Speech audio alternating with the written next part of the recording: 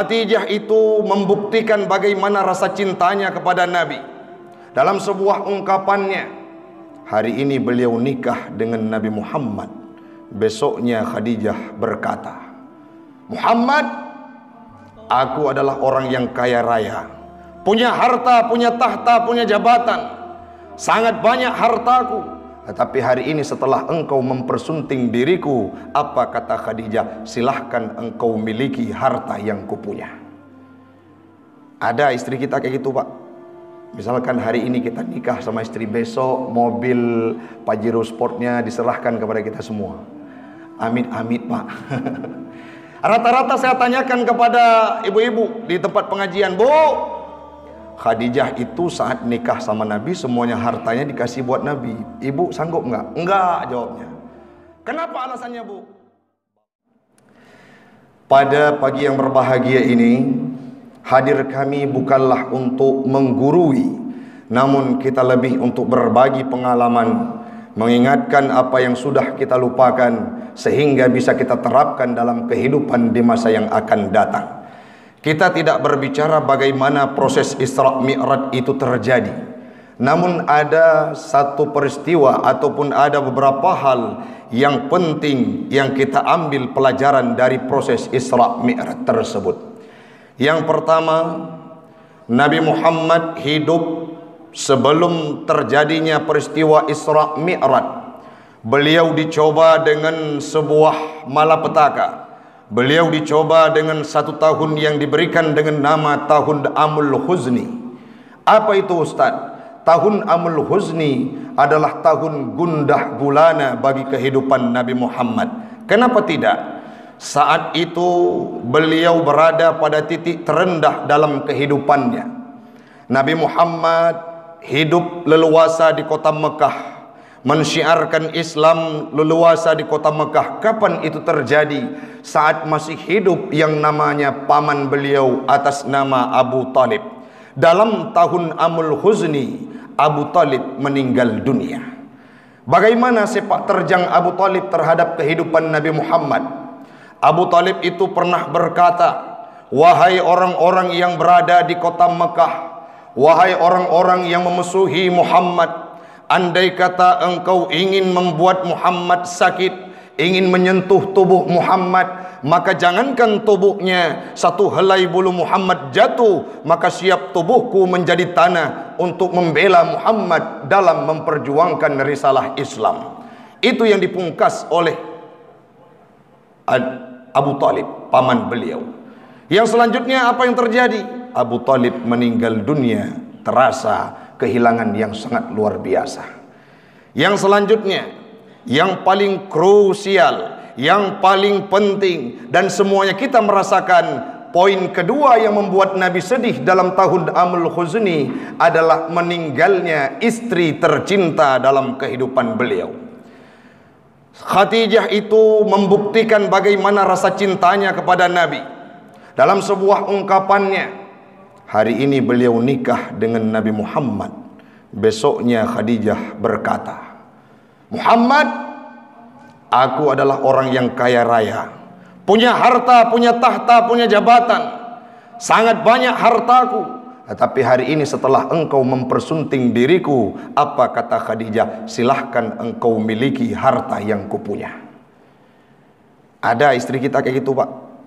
Misalkan hari ini kita nikah sama istri, besok mobil Pajero Sportnya diserahkan kepada kita semua.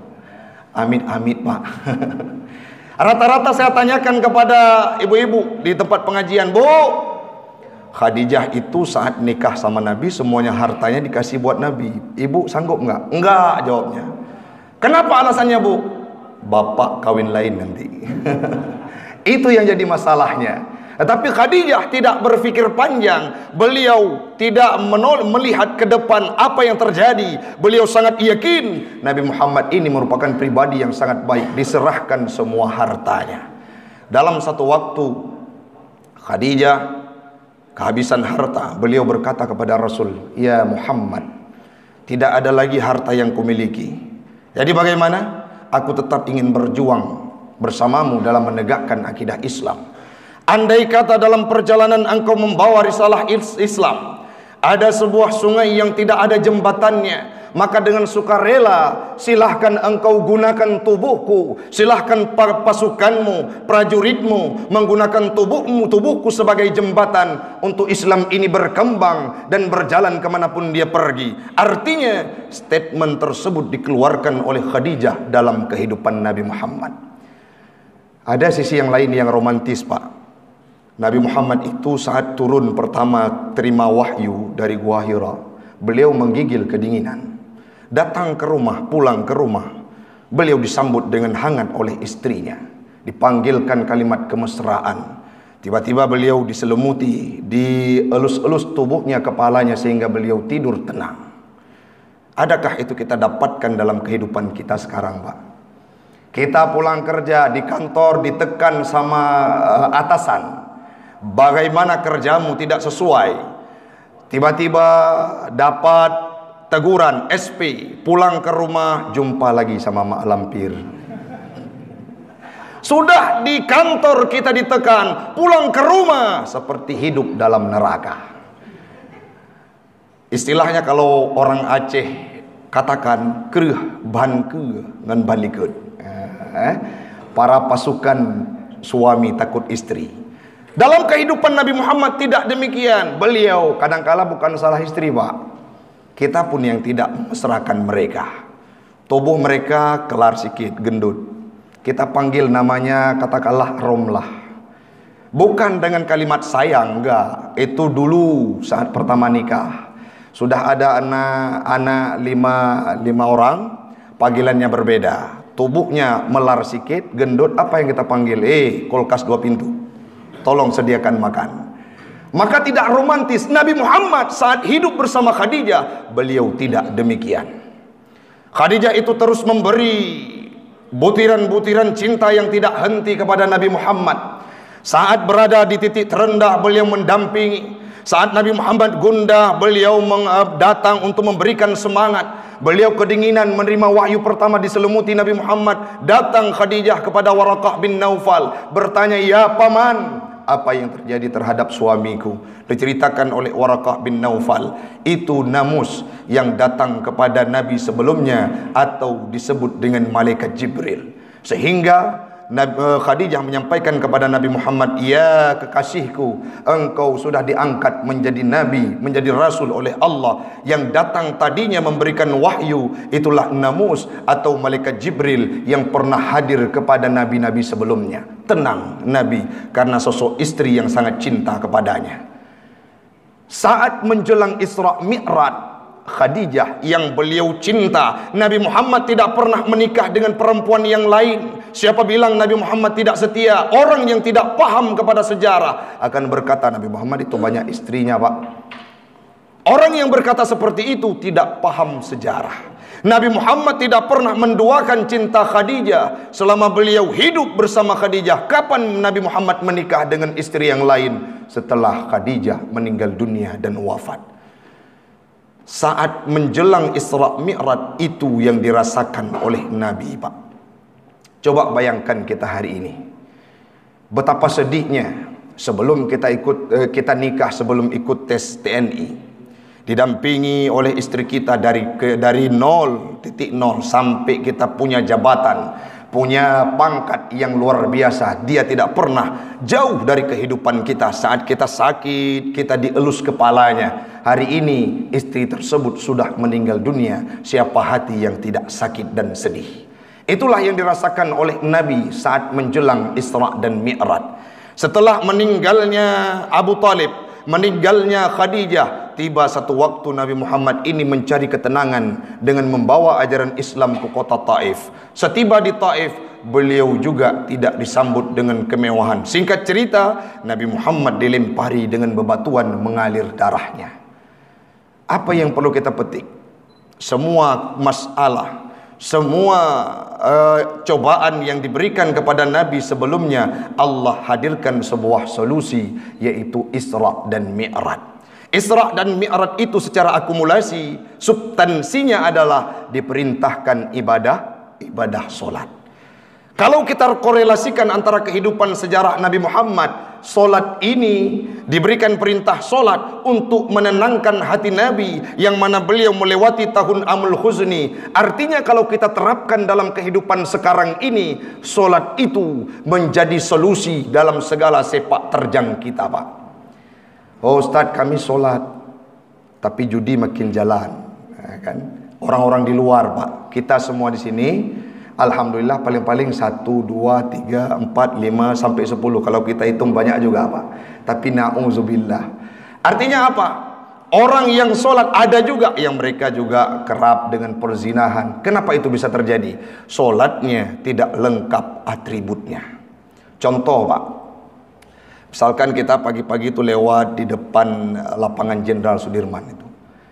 Tidak lengkap atribut, atau di depan Satlantas. Tidak lengkap atribut kendaraan kita.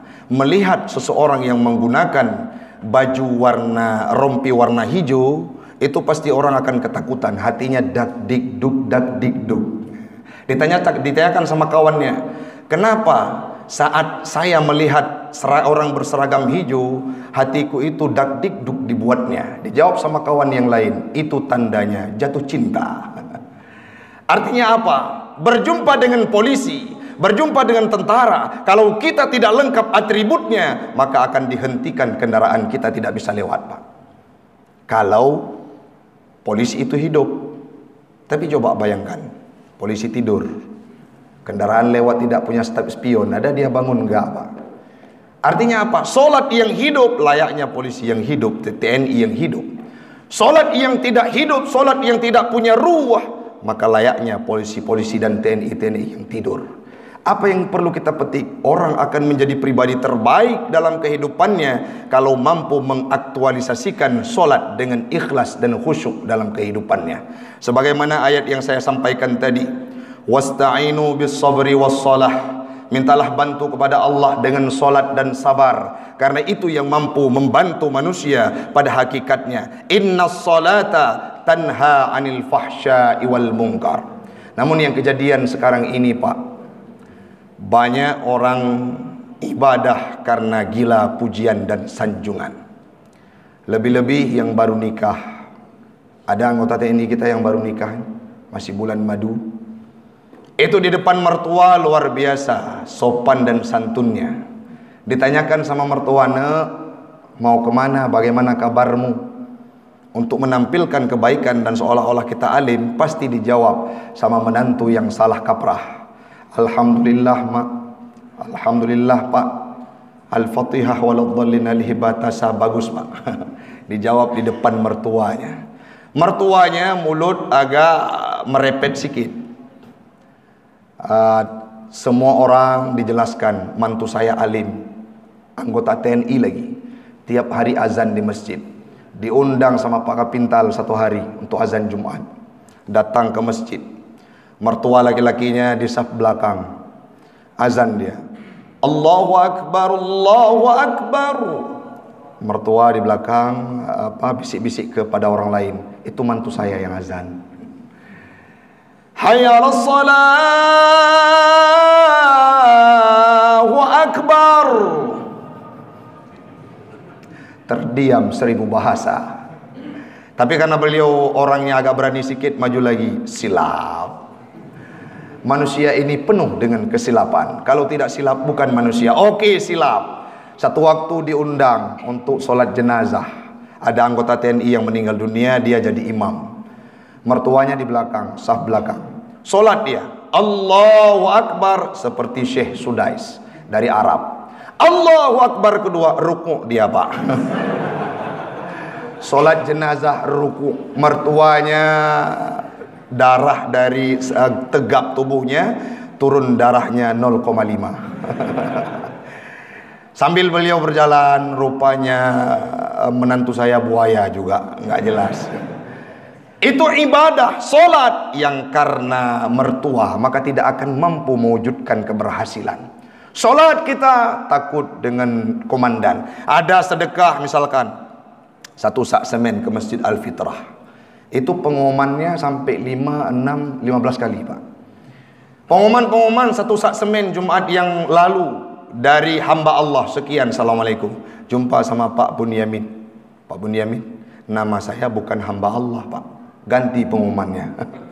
Datang Jumat depan diganti nama pengumuman sama Pak Bunyamin. Pengumuman satu sak semen dari Jumat yang lalu saya ralat nama beliau Abdul Ma'un bin Brendi. Sekian, assalamualaikum. Tidak puas batinnya karena bukan karena Allah, dia duduk sendiri merenung. Ini kalau nama saya Abdul Ma'un bin Brendi pasti orang tidak kenal.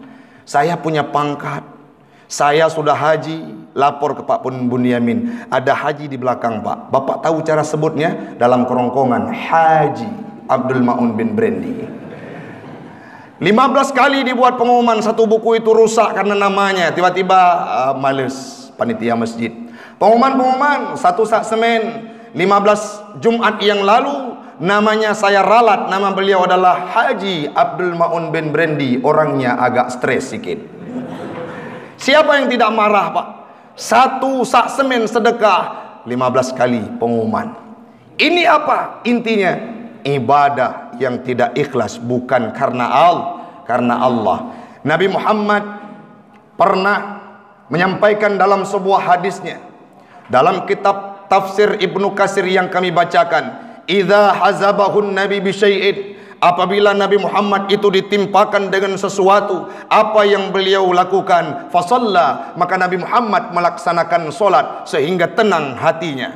Yang selanjutnya Imam Ibnu Katsir melanjutkan, wa akbarul auni, yang paling besar yang mampu membantu manusia ini adalah ibadah solat. Banyak masalah kita di luar masjid, banyak masalah kita di luar kantor, maka hadir ke masjid, pasti Allah akan hadirkan solusi apabila hati kita hati-hati yang ikhlas. Jangan sampai ini sholat tarawih kita di sini rata-rata Pak Kapintal ya. Sholat tarawih ada yang 20 rakaat, ada yang 8 rakaat. Tapi bukan itu yang jadi masalahnya.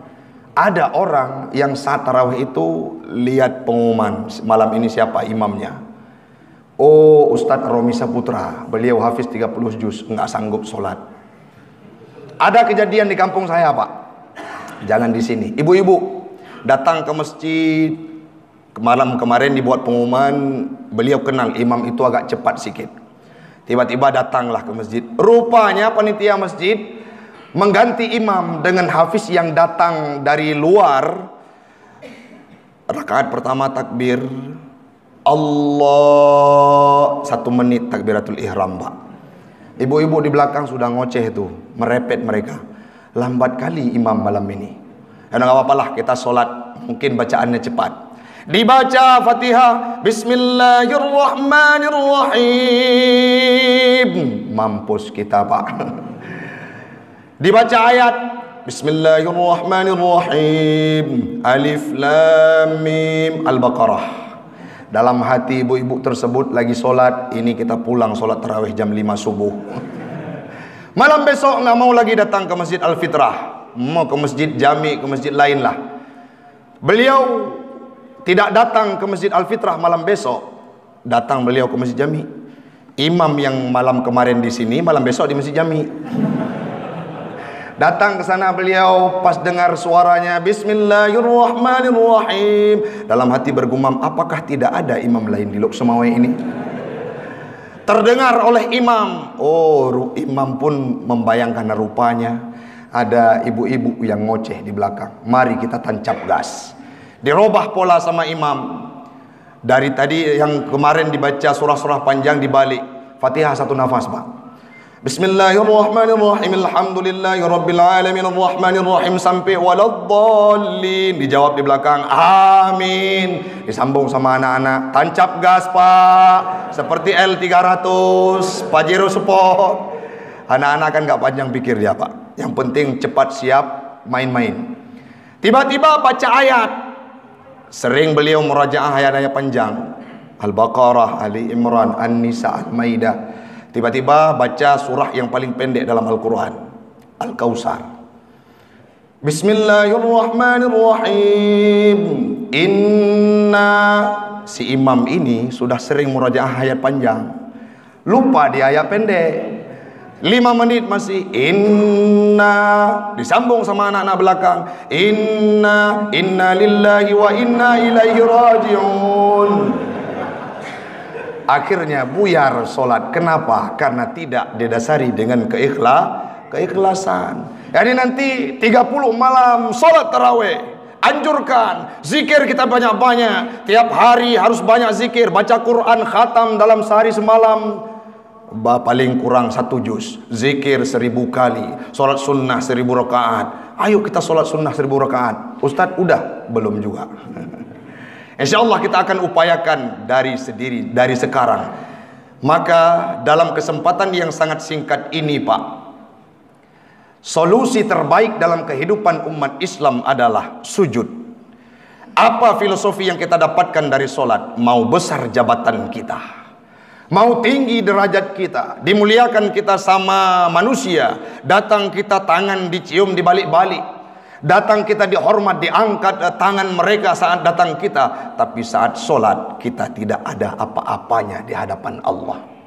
Semua orang sujud menghadap, menempelkan keningnya ke masjid, ke lantai yang paling rendah, sederajat, setara dengan kaki. Kan belum ada Pak, kita lihat hari ini Bapak kepala-kepala itu sederajat dengan wali kota. Mereka solatnya, ini karena wali kota, solatnya jangan sujud ke bawah, tapi sujudnya ke belakang. Nggak ada Pak. Artinya apa? Solat itu menseragamkan semua manusia di hadapan Allah. Kita sama. Maka mari kita aktualisasikan, lebih-lebih di zaman sekarang ini, yang mana warkop itu lebih gemar dikunjungi oleh pemuda-pemuda remaja, bahkan orang-orang yang sudah tua renta lebih banyak menghabiskan waktunya di warung kopi sehingga mengabaikan urgensitas untuk sholat. Sekarang kita berbicara fakta. Survei yang dilakukan oleh kawan kami, guru-guru kami dan tokoh agama di Kota Loksmawe. Apa yang terjadi? Kemaksiatan tertinggi yang dilakukan oleh manusia, apalagi kalau kita tanyakan ke pihak keamanan, pasti jawabannya adalah narkoba yang sekarang, perjudian, perzinahan. Tapi mereka lupa kemaksiatan tertinggi yang dilakukan oleh masyarakat, tidak hanya di Loksmawe, di Aceh, secara umum di Indonesia. Apa itu? Meninggalkan sholat. Kalau kita survei setiap rumah kakak, ada orang dalam satu keluarga itu berjumlah 10, 5 atau 4. Belum tentu dapat dipastikan di antara mereka ada yang kadangkala keluarga terbebas dari kasus narkoba, ada dari keluarga yang terbebas dari kasus perjudian, ada keluarga yang terbebas dari kasus perzinahan. Tapi hari ini belum bisa kita pastikan dari sejumlah keluarga yang ada di Kota Loksmawe, satu keluarga saja belum bisa kita pastikan mereka adalah semua keluarga, anggota keluarganya adalah pribadi yang tidak pernah meninggalkan sholat. Belum ada orang yang berani tunjuk tangan Pak. Artinya secara mayoritas notaben yang kemaksiatan yang paling banyak dilakukan oleh penduduk dan masyarakat kita adalah meninggalkan sholat. Dan ini disepelekan. Disampaikan oleh orang Aceh. Orang Aceh itu yang keras kepalanya, yang nale tedeng utang, yang nale tinggai sembahyang. Ini harus dirubah dalam kehidupan kita. Jangan sampai kita menjadi pribadi yang mengabaikan urgensitas solat. Kita tanyakan hari ini, berapa kali sudah Isra Mi'raj kita peringati seumuran kita? Ustaz Taufik sudah hidup 35 tahun. Berarti kurang lebih 35 kali memperingati Isra dan Mi'raj. Kita berapa tahun? Ada yang hidup 50 tahun, ada yang hidup 40 tahun. Kita peringati setiap harinya Isra dan Mi'raj, yang mana momentum terbesar adalah menerimanya solat oleh Nabi. Yang selanjutnya kalau kita mau membuka wawasan Pak, kecil kita diajarkan tata cara solat.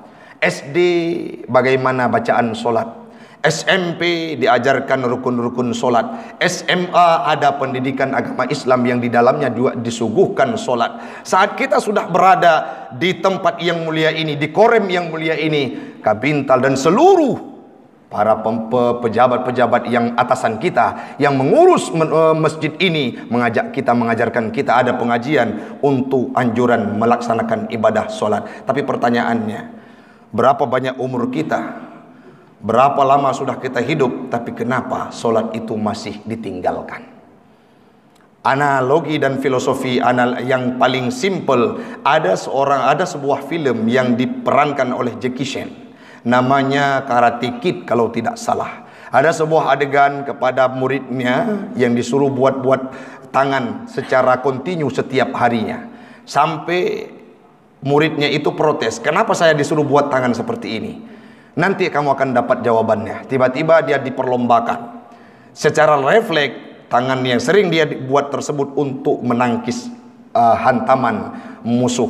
Dia bisa mengelak apa yang terjadi di pertarungan. Jadi apa yang perlu kita simpulkan? Yang dididik secara bertahun-tahun saja bisa diterapkan dalam keseharian tanpa pikir panjang. Kenapa solat yang sudah diajarkan dari SD sampai kita sudah dewasa, bahkan peringatan Isra Mi'raj menjadi agenda rutin setiap tahunnya, tapi solat makin kita abaikan. Pemandangan yang kita harapkan, kalau misalkan solat ini menjadi prioritas, pastilah masjid-masjid yang ada di kota Lok Sumawe tidak cukup ruang untuk orang-orang melaksanakan ibadah solat. Tapi saya mengapresiasi Pak, sering saya kunjung ke Masjid Al-Fitrah Korem ini, salah satu masjid yang mendirikan jamaah 5 waktu dengan jamaah banyak, termasuk dalam kategori banyak. Ada masjid-masjid kita yang merupakan masjid reputasi di Lok Sumawe, tapi jamaahnya hanya 5 orang. Ini terus dikembangkan. Bahkan salah seorang santri kami yang sudah menjadi guru merupakan imam rawatib di sini, yaitu Fauzan Azima. Artinya apa? Kita sudah punya semangat untuk melaksanakan ibadah solat. Tinggal saja melalui momentum Isra Mi'raj ini kita bisa aktualisasikan dalam kehidupan. Kita terapkan bahwa solat itu mengantarkan solusi, bukan malah membuat kita tidak tentu arah dalam kehidupan. Mudah-mudahan bermanfaat bagi pribadi saya. Waktulah yang membatasi kita. Mari kita simpulkan dari rangkaian paparan yang sudah kita sampaikan. Yang pertama sekali, Rasul Muhammad, beliau dicoba dengan cobaan paling berat sehingga berada pada titik terendah, mengalir darah sekujur tubuhnya saat berada di kota Taif. Tetapi Allah hadirkan sebuah solusi, yaitu peristiwa Isra Mi'raj dengan substansinya diperintahkan solat terhadap kehidupan umat Muhammad. Artinya melalui proses Isra Mi'raj, momentum Isra Mi'raj ini kita jadikan sebagai ajang dan acuan untuk meningkatkan kualitas amalan solat kita dalam kehidupan. Yang berikutnya, Nabi Muhammad, solat ini akan berpengaruh terhadap kinerja kita apabila solat ini solat yang punya ruh dan penghayatan. Layaknya pihak keamanan yang mereka hidup akan mampu menertibkan sesuatu hal yang kacau balau dalam masyarakat. Yang terakhir, hamba Allah yang kami muliakan, mari sama-sama kita renungkan diri. Kemaksiatan tertinggi yang dilakukan oleh penduduk kita adalah meninggalkan solat. Kalau ini dipidanakan, orang-orang yang meninggalkan solat dipidanakan, sungguh LP itu harus ditambah di kota Lok Sumawe. Kenapa? Saking banyaknya orang-orang yang meninggalkan solat, dan itu merupakan dosa besar. Solat adalah ibadah yang pertama dihisab. Solat adalah ibadah yang diterima oleh Nabi tanpa perantara, langsung berjumpa dengan Allah Subhanahu wa ta'ala. Semoga semuanya kita akan menjadi pribadi yang muqimis shalah dan kelak akan masuk dalam surganya Allah. Tadahkan tangan, kita baca doa.